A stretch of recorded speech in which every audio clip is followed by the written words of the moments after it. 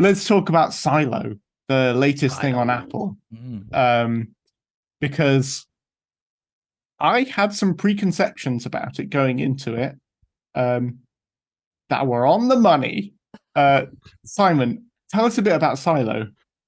Silo. Well, there's only been 3 episodes released. First 2 last week. The third one yesterday, was it? Mm-hmm. I've watched all 3 in preparation for this podcast, and I was really quite impressed with it. It's a little bit of a slow burner, but then I think the books were as well. The books were structured rather weirdly. Their episodes, they take a character and they explore that character as they go through it. Weirdly, the third one is not. It's more the silo itself rather than the people that inhabit the silo. It's mystery. What's going on? How did they get there? What are they doing there? It's interesting. I'm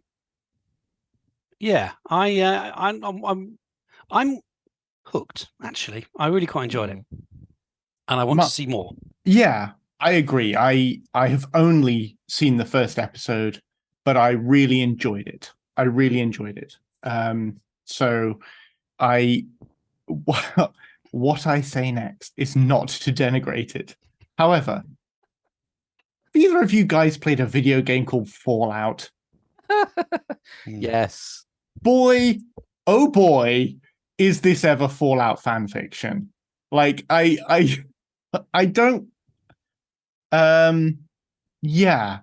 When I saw the trailer for it before it was released, I thought that looks like the boring bit at the beginning of Fallout 3. And yeah, it is. It's the boring bit at the beginning of Fallout 3, where you have to hang around a vault or silo and deal with the Little America politics and corruption of the overseer in your quest to get outside. And that, so far, seems pretty close to what's going on in this new Apple TV show. So I will say... It's not a unique selling point, is it? It's not. It's a story that's been told ad nauseum over the years. How did we get here? What's on the outside? It's an interesting one. Yeah, and it's done well. It's done very, very well. No Pit Boy, no sale. I'm sorry. No, there's no Pit Boy, I'm afraid. No, and no super mutants so far. So far, I mean, we don't know what's out there, do we? But yeah, I just, after watching the first episode, I clicked around the internet a little bit looking for some interviews with the author of the books, and in one of them he was directly asked about Fallout, which he said he had played dozens of times and stopped there because he wanted to keep his money, I imagine. Yeah. But even though, like Simon says, its USP is not a USP. It is a trope. It just has SPs. Yeah. It does seem to be done really well. And it's really well done. The episode that I saw had Rashida Jones, who I really like, and David Oluwayo, is that his name? Yes. That guy. I'm really sorry for Tim Robbins. Name.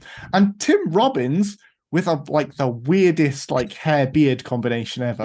Isn't Rebecca Ferguson in it? Yeah, Rebecca but not in the first one. No, she's in it for a second. Isn't she? She plays a much bigger part coming up.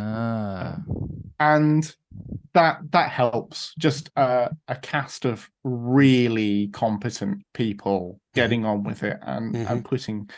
Yeah, I can't wait to watch more. I thought I was going to be like, what derivative nonsense is this? But actually, no, I'm hooked. So I'm going to keep watching it. Yeah, it's terrific world building. It reminded me a little bit of The Last of Us, the way it builds. Yeah, it's like a slow build up, but it's interesting all the time. There's always something going on.